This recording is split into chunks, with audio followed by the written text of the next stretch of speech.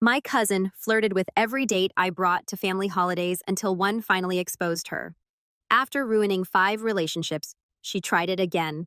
But this time, my new partner knew exactly who she was and shut her down in front of everyone. My name is Claire, and I am 32 years old. I grew up in Michigan in one of those families where everyone lives within 20 miles of each other, and you are basically required to show up to every holiday gathering or face the wrath of Grandma Helen. Vanessa is my cousin on my mom's side. She is 2 years younger than me, and she has been the golden child of the family since we were kids. Here's the thing about Vanessa. She is beautiful, like genuinely annoyingly beautiful. Long blonde hair, green eyes, perfect body. The kind of woman who could wear a trash bag and still have men tripping over themselves. And she knows it. She has known it since we were teenagers. The first time it happened, I was 23. I had just started dating this guy named Marcus. He was a graphic designer, really sweet, kind of shy. We had been together for about 4 months, and I was nervous about bringing him to Thanksgiving because my family can be a lot.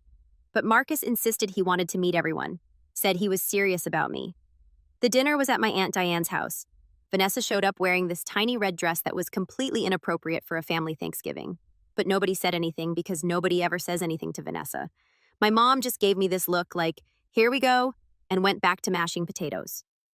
Marcus and I were sitting on the couch after dinner just talking with my uncle about football or whatever. Vanessa came over and squeezed herself between us. Literally just sat down on the couch and pushed herself into the middle, pressing her leg against Marcus's leg. She started asking him all these questions about his work, touching his arm when she laughed, leaning forward so he could see down her dress. I am sitting right there, and she is just acting like I do not exist. Marcus looked uncomfortable, but also, he is a guy and Vanessa is Vanessa. By the end of the night, I caught them talking alone in the kitchen. She had her hand on his chest, laughing at something he said. When they saw me, Vanessa just smiled this innocent smile and said, I was just telling Marcus how lucky he is to have you. Marcus and I broke out 3 weeks later. He said he needed space, that he was not ready for something serious. I saw him tagged in one of Vanessa's Instagram photos 2 months after that. They were at some bar downtown. He had his arm around her waist. That was the pattern. Every single relationship I had, every single guy I brought home, Vanessa would sink her claws in. It did not matter if it was Thanksgiving, Christmas, Easter, 4th of July. If I showed up with a date, she showed up looking like she was going to a nightclub, and by the end of the night, she would have his attention. There was Ryan, the teacher I dated when I was 25. Vanessa cornered him by the dessert table and spent 30 minutes telling him about her charity work with underprivileged kids. They exchanged numbers to coordinate a volunteer opportunity. I found out later they had been texting for weeks. There was David, the accountant. Vanessa asked him to help her move some furniture at her apartment. I was not invited. When I asked David about it, he got defensive and said I was being jealous and controlling. There was James, there was Tyler, there was Christopher, every single one. The worst part was that my family just let it happen. My mom would pull me aside and tell me that Vanessa was young and did not mean anything by it. My aunt would say that I should not bring men around if I could not handle a little competition. My grandma told me I should work on being more feminine, and maybe then I could keep a man interested. I stopped bringing dates to family events for years. I just showed up alone. I told my family I was focusing on my career, that I was happy being single. The truth was I was dating. I just refused to give Vanessa any more ammunition. But then I turned 31 and I met someone. His name was Trevor, and he was perfect. A doctor, funny, kind, good-looking. We had been together for 8 months, and it was the most stable, healthy relationship I had ever had. He kept asking to meet my family, and I kept making excuses. But eventually, Christmas was coming up, and I could not avoid it anymore. I told Trevor about Vanessa. I sat him down and explained the whole history, every detail. I told him she would probably try something, and I needed him to just ignore her, stay close to me, not fall for her games. Trevor laughed. He actually laughed. He said, Claire, I am a grown man. I am not going to let your cousin seduce me at a Christmas party. I love you. Stop worrying. I wanted to believe him. I really did. Christmas Eve arrived, and we drove to my parents' house. I was so anxious I felt sick. Trevor kept holding my hand, telling me everything would be fine. Vanessa was already there when we arrived. She was wearing this white sweater dress that looked like it was painted on, with these high heels that made her legs look like they went on forever. Her hair was in perfect waves. She looked like a Victoria's Secret model who got lost on the way to a photo shoot. She saw Trevor, and her eyes lit up like she had just won the lottery. You must be Trevor, she said, walking over with this big smile. I have heard so much about you. Claire is so lucky. She hugged him. It lasted too long. Trevor was polite but distant. He kept his arm around my waist, made a point of kissing my forehead, stayed by my side. I started to relax. Maybe this time would be different. Maybe Trevor really was different. But Vanessa was patient. She always was. She spent the whole evening circling us like a shark. She would join whatever conversation we were in, laugh at Trevor's jokes, ask him questions about his work. She spilled wine on her dress and asked Trevor to help her clean it up because he is a doctor. He must know how to get stains out. I watched him hesitate. I watched him look at me, and then I watched him follow her to the kitchen. They were gone for 15 minutes. When they came back, Vanessa's dress was fine, and Trevor looked flushed. He said they were just talking, that she was asking him medical questions about her mom's knee surgery. I wanted to scream. We left early. I told my family I had a headache. Trevor drove home in silence while I cried in the passenger seat. He swore nothing happened. He swore he loved me, that Vanessa was just friendly, that I was overreacting. But I could see it in his eyes, that same look all the others had, that curiosity, that interest. We broke up in February. He said he needed to focus on his residency. I saw him at a restaurant in March with a blonde woman. It was not Vanessa, but it might as well have been. I was done. I stopped dating. I stopped going to family events. I told my mom I was busy with work, that I would visit when I could. She was disappointed, but I did not care anymore. I was tired of being humiliated. I was tired of Vanessa winning. Then something weird happened. I started volunteering at this literacy program at the local library. One of the programs they had was corresponding with inmates who were trying to improve their reading and writing skills. I signed up because I needed something to do with my time, and I figured helping people learn to read was a good cause. They matched me with an inmate named Michael. He was 34, serving the last 2 years of a 7-year sentence for armed robbery. His first letter was short, just a few sentences thanking me for volunteering and saying he hoped to improve his writing before he got out. I wrote back. I told him about my work as a project manager at a tech company, about my love for hiking, about the weather in Michigan, basic stuff. He wrote back with more details. He told me about growing up in Detroit, about making bad choices when he was young, about how prison had given him time to think about the man he wanted to be. His writing was rough but honest. There was something raw about it that I found refreshing. We kept writing once a week at first, then twice a week, then almost every day. Michael told me about the books he was reading, about the anger management classes he was taking, about his plans for when he got out. He wanted to get a job in construction, maybe go to community college eventually. He had an aunt in Grand Rapids who said he could stay with her until he got on his feet. I told him about my family, about Vanessa, about feeling invisible and inadequate and angry. Michael did not judge me. He did not tell me to be more confident or to just ignore her. He said, "Your cousin sounds like a miserable person who only feels good when she is making other people feel bad. That is not about you. That is about her."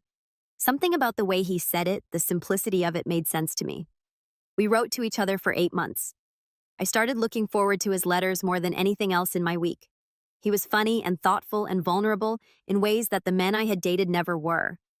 Maybe it was because he was in prison and had nothing to lose, or maybe it was just who he was. Then one day he wrote and told me he was getting out in 2 months.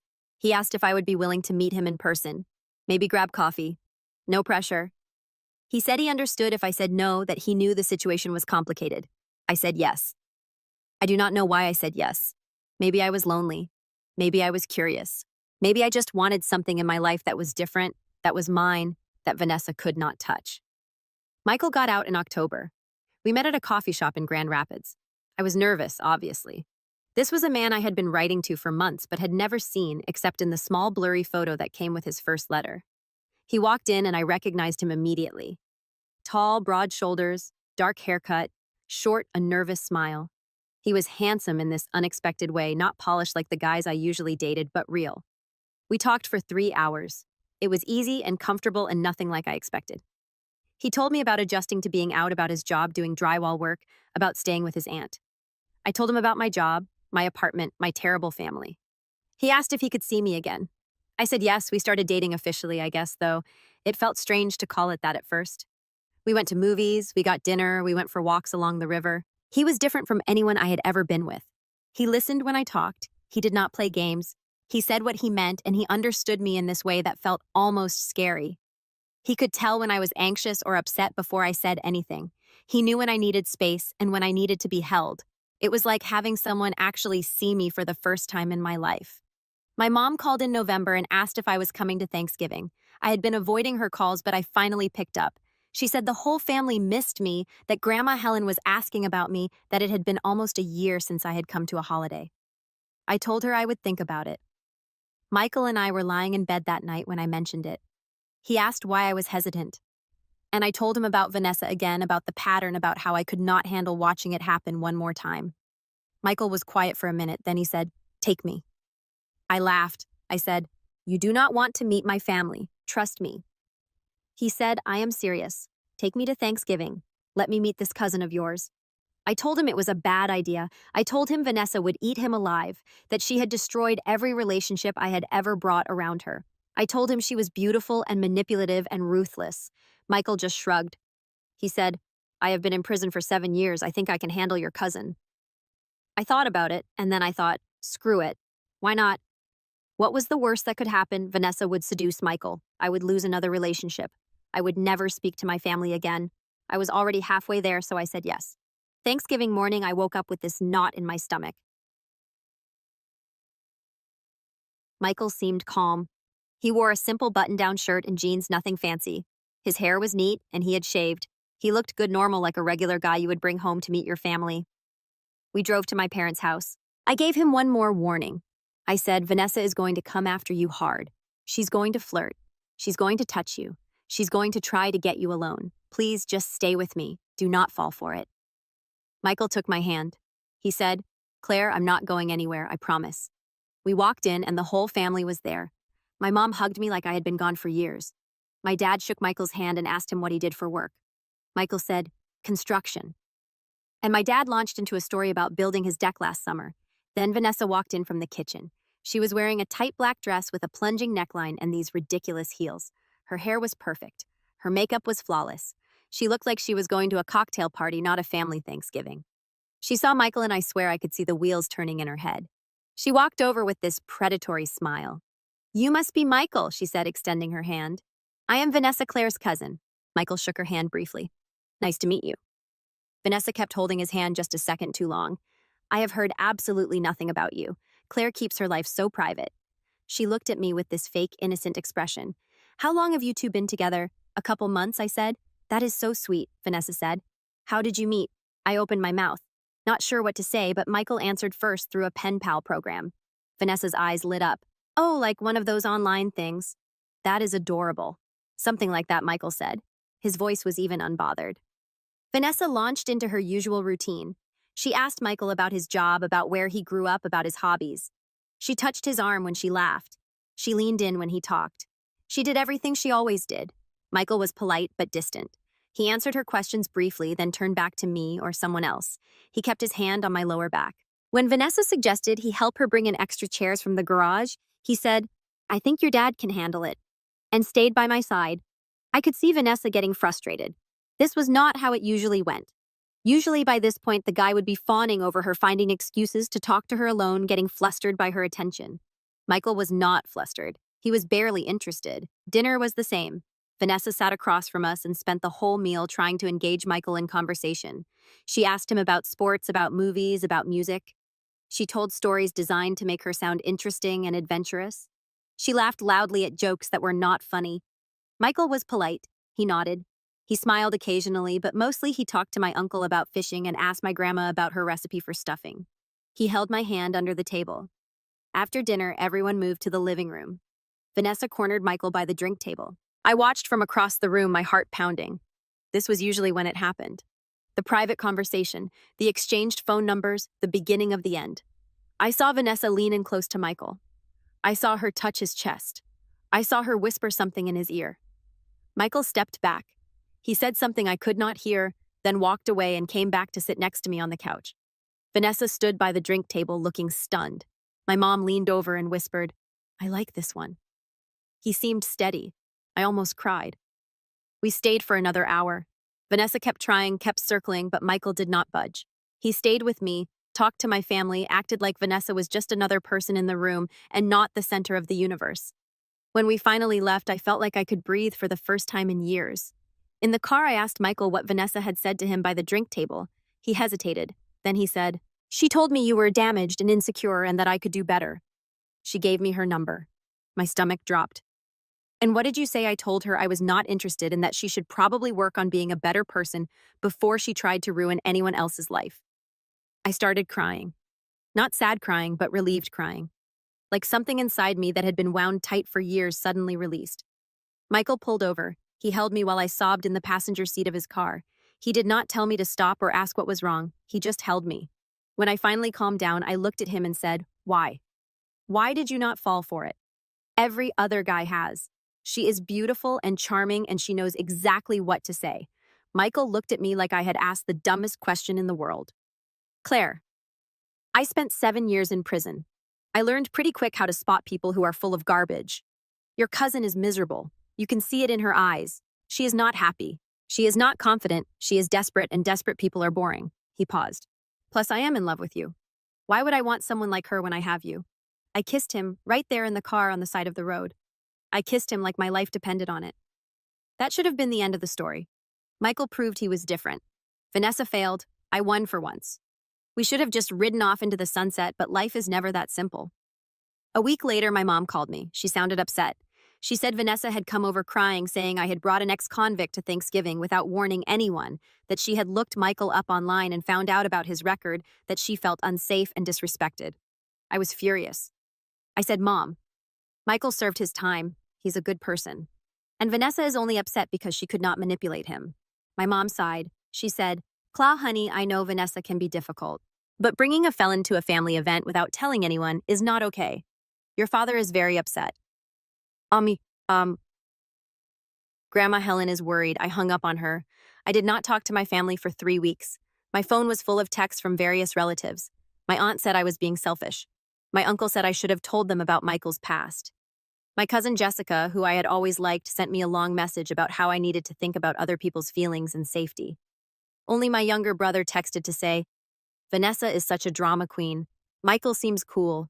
Michael felt terrible. He said he should have told me to warn my family, that he should have known his record would become an issue. I told him it was not his fault, that my family was just looking for an excuse to make Vanessa the victim like they always did. But it ate at me. The idea that I had finally found someone good, someone real, and my family could not even be happy for me. The idea that Vanessa could lose for once and still somehow make herself the center of attention. Christmas came. I did not go. I spent it with Michael at his aunt's house. She made ham and mashed potatoes and did not ask me invasive questions or make passive-aggressive comments. It was the best Christmas I had ever had.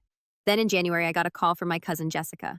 She said she needed to talk to me in person, that it was important.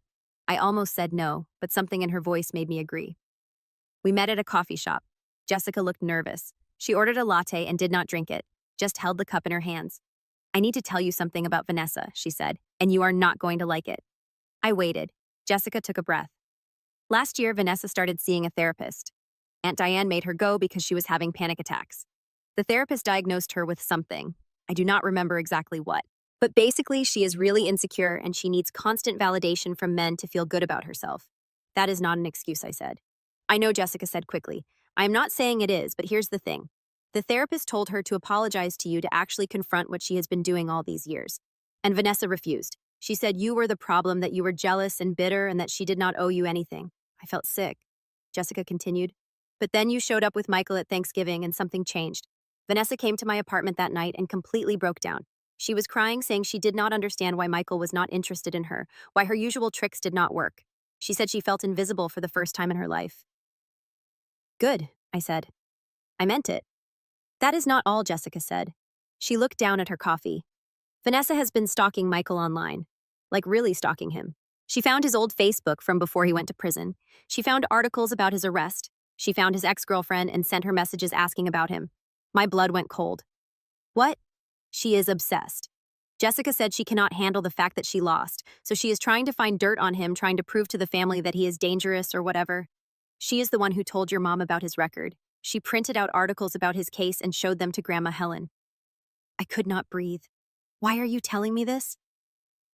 Jessica looked at me with tears in her eyes. "Because Vanessa is planning something. She's been talking about going to the police, making a complaint that Michael made her feel threatened at Thanksgiving. She is trying to get him in trouble, maybe even sent back to prison, and I could not let her do that without warning you." I felt like the world was tilting. She would not. Even Vanessa would not do that. "Claire, she is not thinking straight," Jessica said. "She is desperate, and desperate people do crazy things." I left the coffee shop in a daze. I called Michael immediately and told him everything. He was quiet for a long time. Then he said, "I knew something like this might happen. People do not like when ex-cons try to build normal lives. There is always someone who wants to tear you down. We need to do something. I said, we need to stop her. There is nothing to stop, Michael said. I did not threaten her. I did not do anything wrong. If she files a false report, it will get thrown out. But it will be on your record, I said. It will follow you. Michael sighed. Yeah, probably. I had never felt rage like what I felt in that moment. Pure, burning rage at Vanessa for being so selfish, so cruel, so empty that she would try to destroy someone's life just to feel powerful. I spent the next 2 days trying to figure out what to do. I considered calling Vanessa and threatening her. I considered warning my parents. I considered going to a lawyer. Then Michael said something that changed everything. He said, "What if we just let her do it?" I stared at him. What? What if we let her file the false report? Michael said, "Let her lie to the police, let her put it in writing, and then we prove she is lying." How Michael pulled out his phone. He opened his voice memo app. I recorded our conversation at Thanksgiving, the one by the drink table when she gave me her number. I record a lot of conversations now just in case. Prison habit. He played it. Vanessa's voice came through crystal clear. "Claire is damaged and insecure.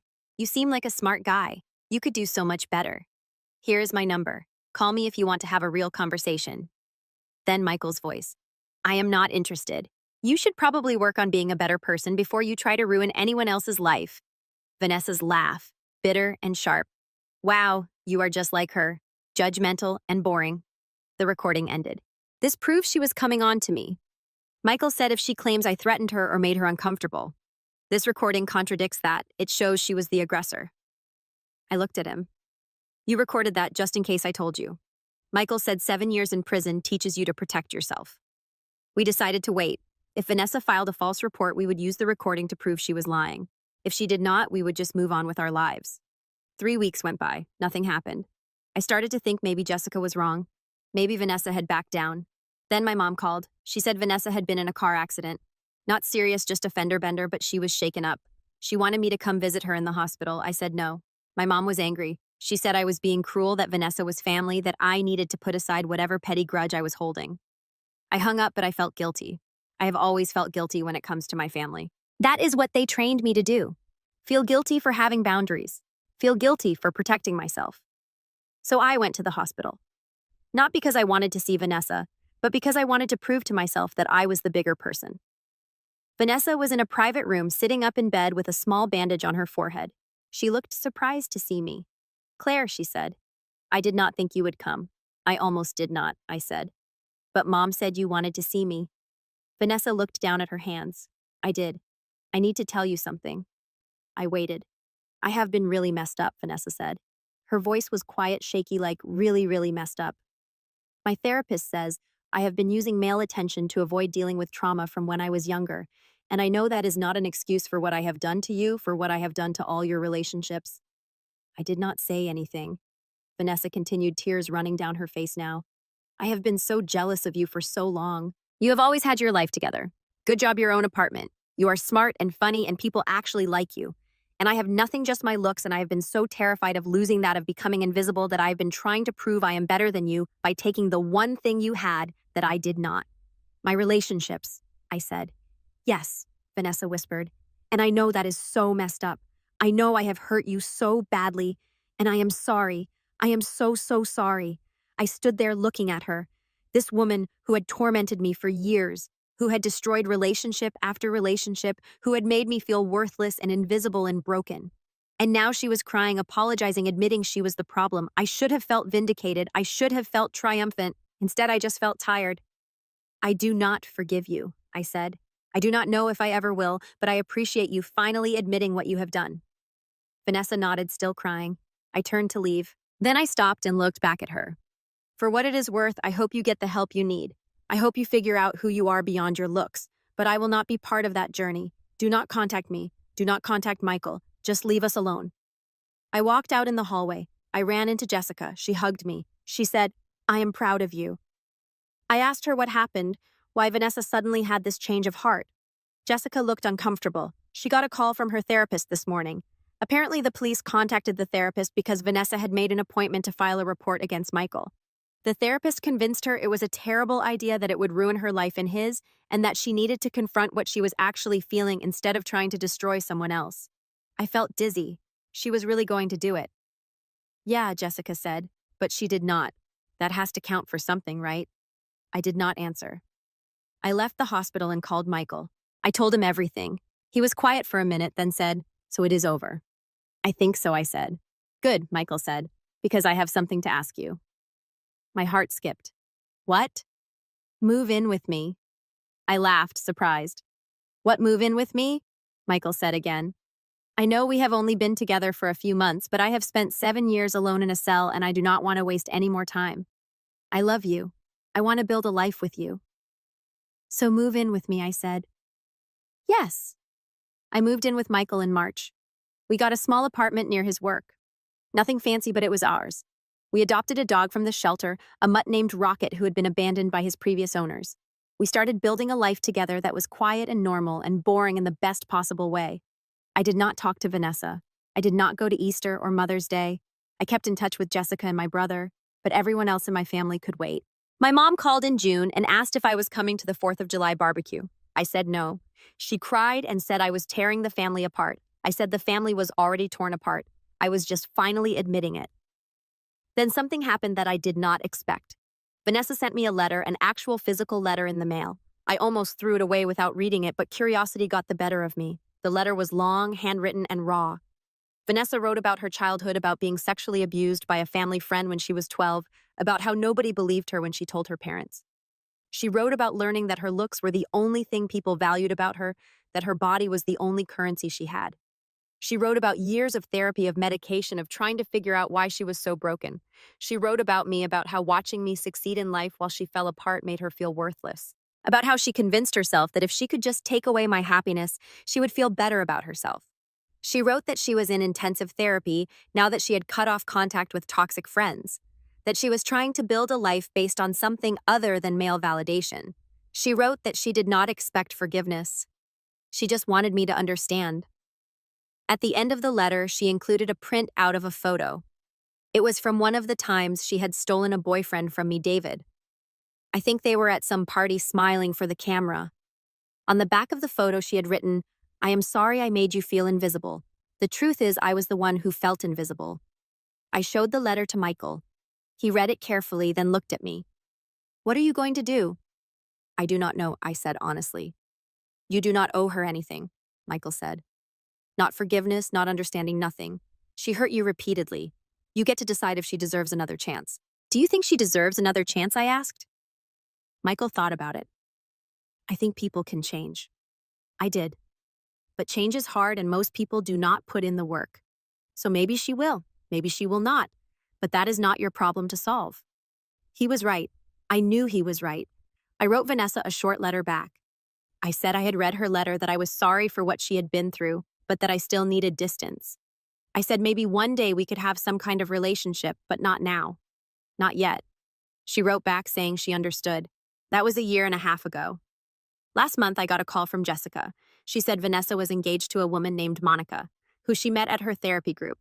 They had been together for a year, and Vanessa was different, calmer, happier, more genuine.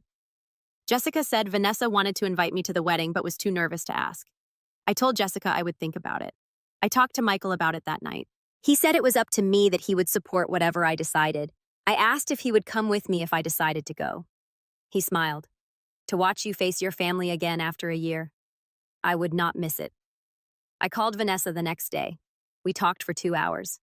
She told me about Monica, about how therapy was helping, about how she was trying to be a different person. I told her about my life with Michael, about our apartment, about the dog. It was weird talking to her like a normal person instead of an enemy. At the end of the call, she asked if I would come to the wedding. She said she would understand if I said no, but that it would mean a lot to her if I was there. I said yes. The wedding is in 2 months. I have no idea how I will feel seeing my family again, seeing Vanessa marry someone and claim to be a changed person. I do not know if I believe people can really change or if Vanessa is just better at hiding her demons now, but I guess I will find out. Michael says that is the thing about life after prison. You learn to take things one day at a time. You learn that people are messy and complicated and sometimes awful, but sometimes they surprise you. He says I surprised him, that he never thought he would get out of prison and meet someone who loved him despite his past, that he never thought he would get a second chance at a normal life. I tell him he surprised me too, that he was the first person who ever chose me over Vanessa, the first person who saw through her games and decided I was worth more. We are sitting on our couch now, Rocket curled up between us, talking about whether we should get a cat. Michael says yes. I say we already have a dog. He says that is exactly why we need a cat for balance. I am laughing because this is my life now. Arguing about pets with a man who spent 7 years in prison and somehow became the most stable, honest person I have ever known. My phone buzzes. It is a text from Vanessa. Thank you for saying yes to the wedding. It means everything to me. I text back. See you there. I do not know what will happen at that wedding. I do not know if Vanessa and I will ever have a real relationship or if my family will ever understand why I needed to protect myself from them for so long. But for the first time in my life, I am not worried about it because I have Michael and our dog and our tiny apartment and our quiet, boring, beautiful life. And that is enough. Actually, it is more than enough. It is everything.